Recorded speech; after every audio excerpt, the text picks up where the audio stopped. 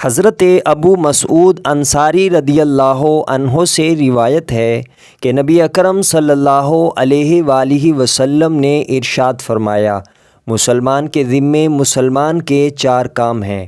جب اسے چھینک آئے تو اسے دعا دے، جب وہ اسے دعوت دے تو دعوت کو قبول کرے، اور جب وہ فوت ہو جائے تو اس کے جنازے میں حاضر ہو، اور جب وہ بیمار ہو جائے تو اس کی عیادت کرے۔ سنن ابن ماجہ حدیث نمبر 1434۔ حضرت ابو ہریرہ رضی اللہ عنہ سے روایت ہے کہ رسول اللہ صلی اللہ علیہ وآلہ وسلم نے ارشاد فرمایا، تم میں سے کسی کا انگارے پر بیٹھ جانا اور آگ کا اسے جلا دینا اس کے لیے قبر پر بیٹھنے سے بہتر ہے۔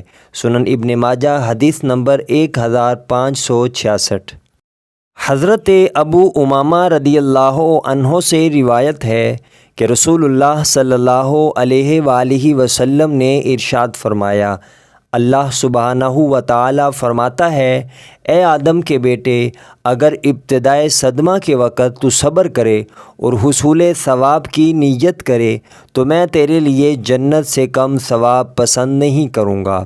سنن ابن ماجہ حدیث نمبر 1597۔